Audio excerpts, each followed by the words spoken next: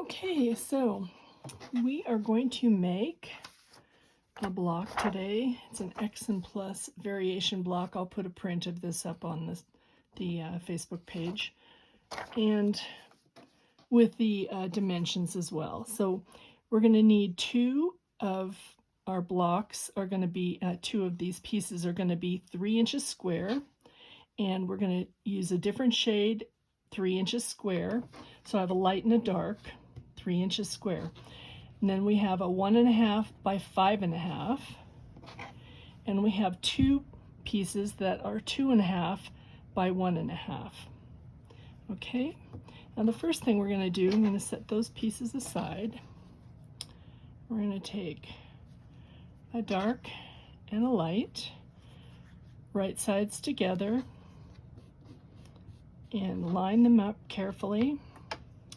And then you want to take some kind of a marking device. It can be like an air erase pen or a pencil or a Freon, whatever you use that's not going to leave a stain in your fabric. You want it to either wash out or air out.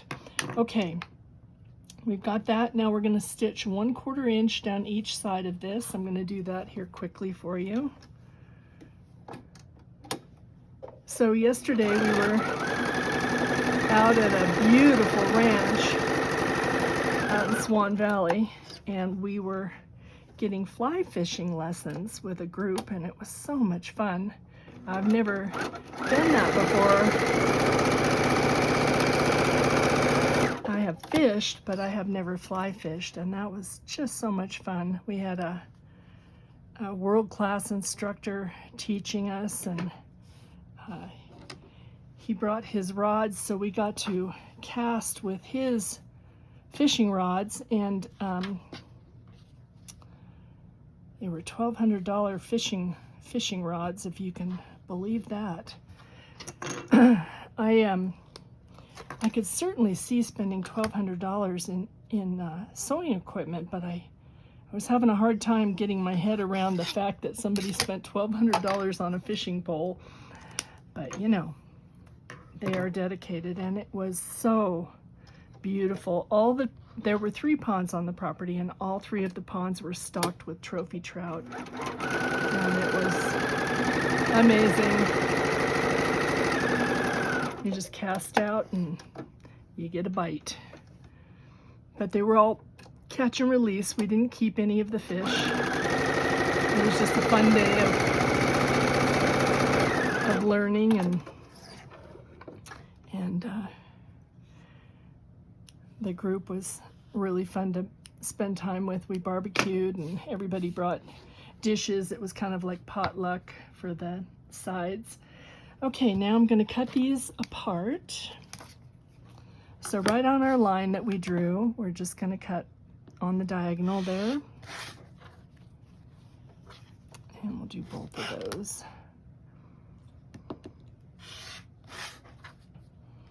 Okay, then I'm going to press these open to the darker fabric. And I like it when you finger press your fabric open, because that way you make sure that seam is all the way open. If you just take it to the ironing board and you press it without making sure that that seam is open, sometimes you can have a problem when you go to try and finish your quilt. So, okay, we want to have a beautiful outcome. Okay, again, roll the fabric over and just slightly finger press it, and then take it to your ironing board and give it a little press. So anyway, it was a beautiful day out there. It was kind of iffy weather here. I don't know if you're very familiar with Idaho, but the weather can change on a dime here. It can be windy, it could be storming, it could be beautifully sunny and calm. You just never know what the weather's going to be like, so you kind of have to be prepared for all eventualities. And so yesterday, as we were leaving Idaho Falls, now we're going to trim these down to 2.5 inches square. Okay, I've made them a little oversized for you so that if your 1/4 inch is a little off, you'll be okay. So you want to trim it down to 2.5 inches, carefully lining up your ruler on the diagonal of your fabric seam there. And then turn it, and we'll do the same again.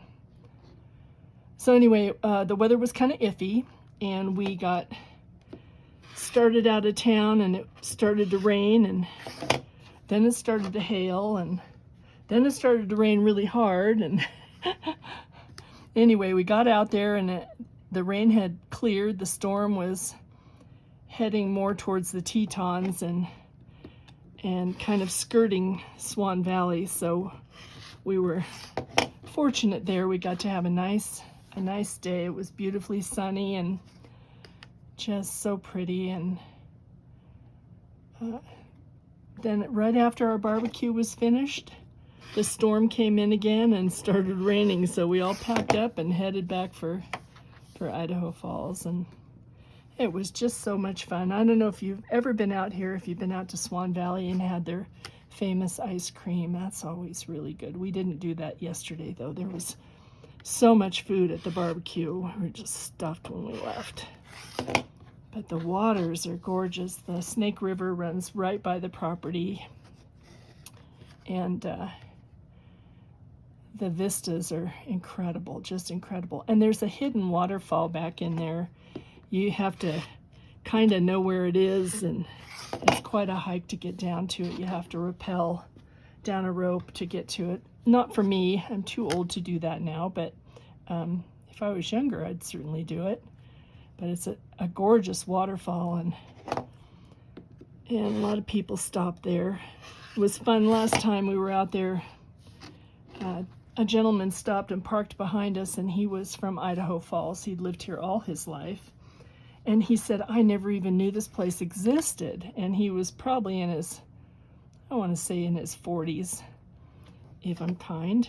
And so that was kind of fun. He was enjoying that.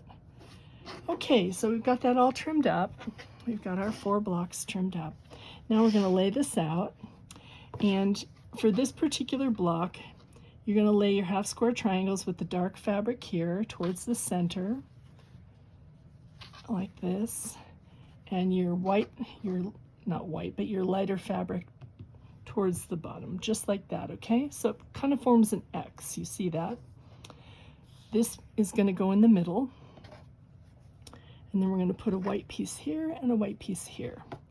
Now when I sew this together, I'm going to sew across this way and across this way, and when I get that done, I'm going to press it towards the white pieces, okay? So I'll do that now, and then I'll show you some more of that. So our kids were out a few weeks ago, and we took them up to Yellowstone, and on the way we stopped at Mesa Falls because that is just such a beautiful place. And we hiked the upper falls and the lower falls, and then we went on to Yellowstone, and we made quite the day of it. It was the 13-hour day trip because we drove all the way around Yellowstone and took in the Paint Pot Geyser area, and then we also went back around and looked at Yellowstone Falls, which is just breathtaking. It was so pretty. There was lots and lots of water coming over, and that's always beautiful when it's doing that in the spring runoff. We had kind of a late spring this year, it seems like. Not that I'm an authority on that. I'm certainly not, because we've only lived here 4 years, actually 4 years today. So that was a lot of fun. Really beautiful, beautiful trip. And then we went from Yellowstone back down and followed the mountain down around Yellowstone Lake and onto the Tetons. And then past the Tetons, we went to through the pass, and we went to Paradise Lake, Paradise Reservoir. Okay, so finger press this seam so that you've got it opened all the way and it's going towards the white. See, we want it to go towards the white. Now we're going to press that on both of those pieces. So we've got a trip planned coming up here pretty soon. Again, finger press it. And you're going to see that go like that. Okay, we got a trip coming up. We're going to go to the Mount Rushmore area and the Badlands. John has a niece and her husband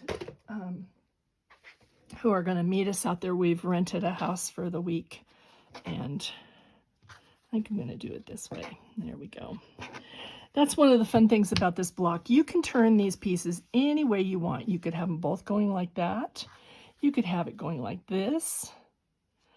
You can have the darks towards the middle. You can just do a multitude of things with this. So it's a fun block. Now I'm going to show you a trick. And when we get done with this one bit of piecing here, we're going to attach this strip to the piece. And I want to make sure that I've got my X laid out here, because we don't want to mix our pieces up. So however you lay it out so that you're stitching it together the way that you want it to come together. And we're gonna line those edges up. So yeah, we're planning that trip. I'm just kind of looking at maps right now and trying to decide what we want to do when we go out there. There's lots of things to see. Okay.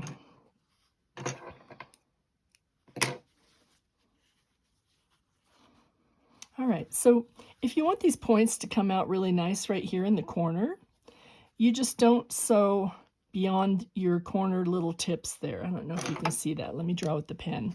So the stitching line comes down like this and down like this, and you want to sew just on that side of it, okay?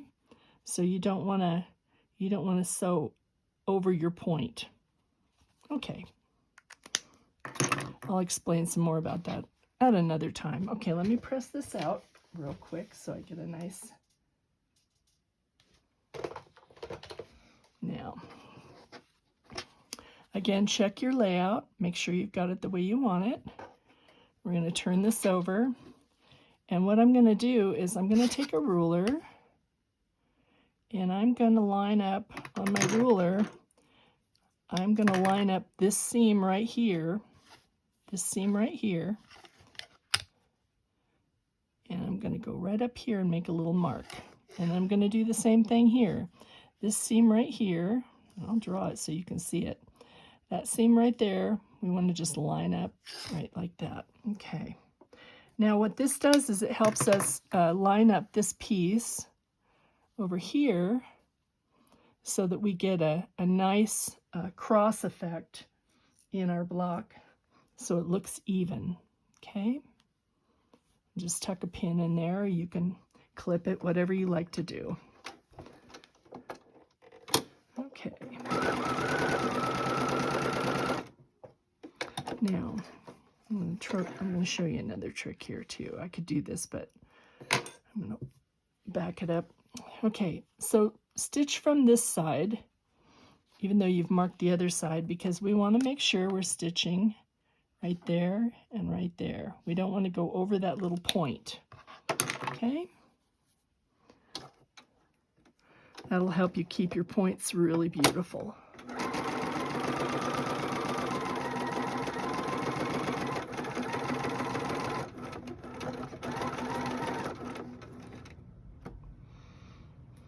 And slow down, take your time. You don't have to race. It's not a race.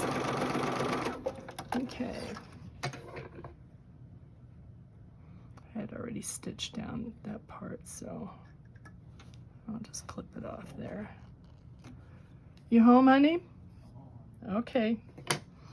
All right, so we can open that up and we will press it.